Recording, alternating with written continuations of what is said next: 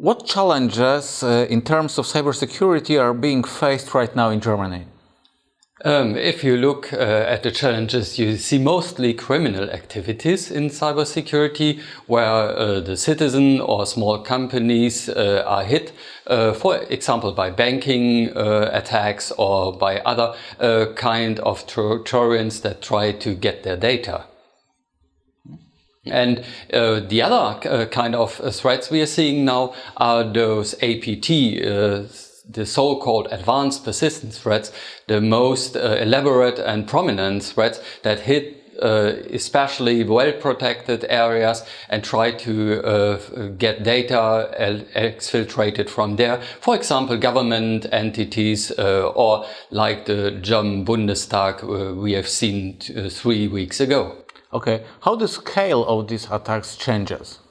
Those attacks are growing now in number and in quantity. What we have seen, for example, is that those denial of service attacks are not only done by thousands of PC. We see now that even thousands of servers do these attacks with a much broader attack bandwidth, so hurting those infrastructures even more and getting them fully from the net so that they can't do their duties.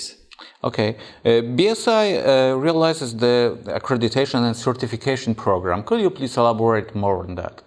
Yeah, the BSI accreditation and certification program will put more emphasis on putting trust into products, to give the user a transparency of the products he is using, and we do this by this program which defines clear-cut technical guidelines, and if a product fulfills those guidelines we can issue a certificate which shows to the market this is a well-approved product that can be used for secure infrastructures in the way it has to be used.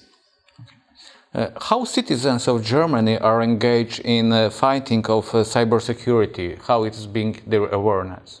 Because there are so many citizens that use today all kinds of IT infrastructure is a very important thing to start out with building up and increasing in awareness. We do this by several campaigns we have started together with some industry-oriented associations like the German IT Association, and so we made up some video streams telling people how to use their IT equipment securely, or we gave out some advice, especially via our webpage for citizens, so that every citizen can find out what's the best way to secure his web browser or how to implement antivirus tool. How your institution, BSI, cooperates with similar institutions in other countries like Poland?